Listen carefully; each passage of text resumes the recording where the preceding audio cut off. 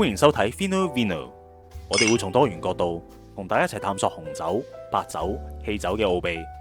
今集會講下德國最出名嘅白葡萄 Riesling。講到優質嘅白酒，最主流嘅白葡萄品種有 Chardonnay、Sauvignon Blanc， 當然亦唔少得 Riesling。普遍人都會認為 Riesling 係甜白酒，而其實佢嘅可塑性非常高，可以產出多種甜度，由完全唔甜到極甜嘅白酒都有。分級嘅細緻度不下於台式奶茶嘅甜度。Riesling 最早嘅歷史可以追溯到15世紀德國，去到16世紀中期已經喺 Rhine 同 Moselle 河畔地區廣泛種植，而喺鄰近德國嘅法國阿薩斯地區，作為法國唯一允許種植 Riesling 嘅產區，亦都喺17世紀初開始有相關文獻記載。直到現代，德國仍然係全球最大嘅 Riesling 生產國，主要遍佈喺德法邊界嘅 Moselle、Rheingau、Pfalz 地區。而喺德國以外，除咗法國阿薩斯，喺奧地利屈豪、澳洲 Dare Valley、Eden Valley 同埋美國嘅華盛頓州都有盛產 Riesling 嘅產區。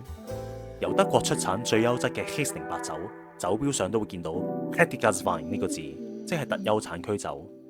Prättiges Wein 屬於德國葡萄酒頂級水平，禁止人工添加糖分，而標籤上都會按照葡萄果實嘅含糖量，明確標示酒嘅甜度級別，由低至高可以分為 Cabernet、Spätlese、Auslese、Irrheniaus-Lese、Eiswein、Trockenbeerenauslese。首先係 Cabernet， 雖然葡萄含糖量相對為最低，但係其實已經係由完全成熟嘅葡萄釀製。佢嘅酒體最輕盈，果香清新，酸度最高，甜度通常係微甜。而釀酒師亦都可以選擇將殘留嘅糖分充分發酵，釀造出 Trocken， 即係 dry 唔甜嘅酒。Spätlese 意思係 late harvest 晚摘，葡萄喺完全成熟嘅大約2個星期之後先至採收，所以會更加成熟，甜度更高，果味更濃。相傳喺1775年喺 Rheingau 嘅一個酒莊，因為信差遲咗14日，先至將親王主教嘅採摘批准令送達。當時嗰批葡萄已經發咗毛，酒莊為免浪費，只好繼續採收葡萄，然後釀酒。但喺誤打誤撞之下，發現由遲咗14日採摘嘅葡萄釀造嘅酒，味道冇變壞之餘，仲異常地甜美。自此之後，晚摘葡萄酒就開始出現啦。另外 Spätlese 同 Cabernet 一樣都可以通過將糖分充分發酵，釀造出 Trocken 唔甜嘅酒。Auslese 意思係精選、採摘，由非常成熟、經手工挑選嘅葡萄製成，天然含糖度更加高。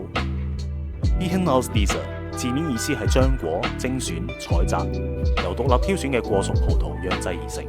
葡萄通常已經受到貴腐菌感染，可以釀製出非常甜嘅酒。Eiswein 即係 ice wine 冰酒，葡萄喺冬天攝氏7度以下喺藤上面結霜，採摘之後直接榨汁，釀造出非常濃縮嘅酒。糖含量要求最少達到 Irrheniaus-Lese 嘅水平。Ice wine 嘅葡萄唔需要受到貴腐菌感染。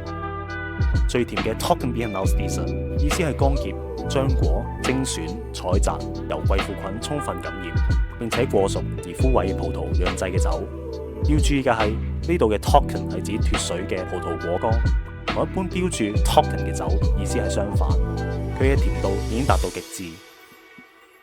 喺了解完6個甜度分級之後，如果想快速識別一支 Riesling 嘅甜度，其實只需要留意酒精度就夠啦。如果酒精度較高，喺10度以上，糖分比較充分發酵轉化為酒精，通常都冇咁甜嘅。如果酒精度較低，喺6至9.5度之間，保留咗葡萄汁入邊較多嘅糖分，通常都比較甜。如果你有興趣品嘗德國 Prättiges Wein 特優產區 Riesling Cabernet 同埋 Spätlese， 可以去下邊留言區嘅連結睇睇。多謝收睇今集嘅節目。